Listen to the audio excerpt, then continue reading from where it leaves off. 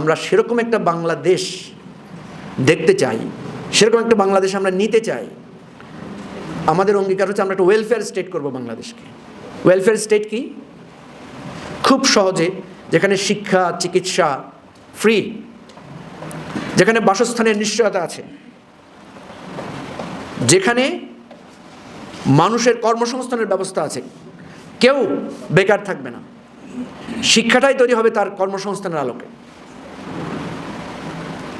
আমরা তো এখনো ভোট কীভাবে দিব এটাই এখন পর্যন্ত ঠিক করতে পারি নাই। আমার ভোট আমি দিতে পারছি না যুগের পর যুগ। ভালো পরীক্ষা দিয়েও আমি নিশ্চয়তা পাচ্ছি না আমি টিকবো কিনা।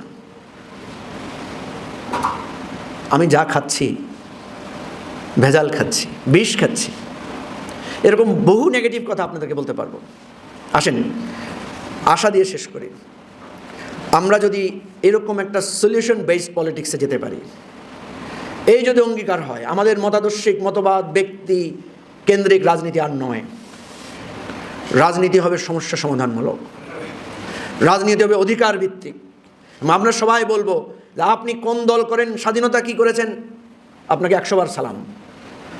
স্বাধীনতার পিতা, বাংলাদেশের পিতা কতজন হইতে চান হাত তোলেন, সবাই রাষ্ট্রের পিতা বানাই দিব, কোনো অসুবিধা নেই। আমার অধিকার চাই। আপনারা যদি 100 জন এসে বলেন আমার জাতির পিতা মানো, আমার মানতে কোনো অসুবিধা নেই।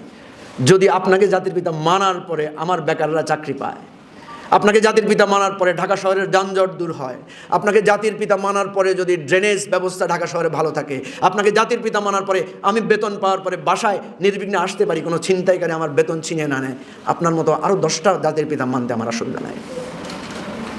কিন্তু এই রাষ্ট্র আর একটা বার একটা পিতার কান্না শুনতে চায় না যে পিতা বলবে এই দেশে আর থাকবো না। সেই রাষ্ট্রের জাতির পিতা হইলে কি আর মাতা হইলে কি? সেই রাষ্ট্রের আপনি কত বড় নেতা আর কত বড় এমপি, কত বড় মন্ত্রী, কি আসে যায়?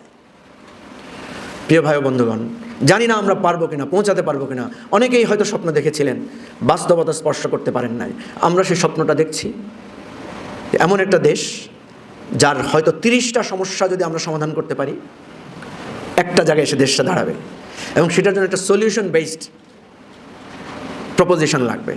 এবং আমি আশা করি বাংলাদেশ আমাদের যে স্টাডি ফোরাম এই ক্ষেত্রে আমাদের জন্য কাজ করবে, আমাদেরকে প্রশ্ন করবে, আমাদেরকে জবাবদিহিতা আনবে, আমাদেরকে পথ দেখাবে।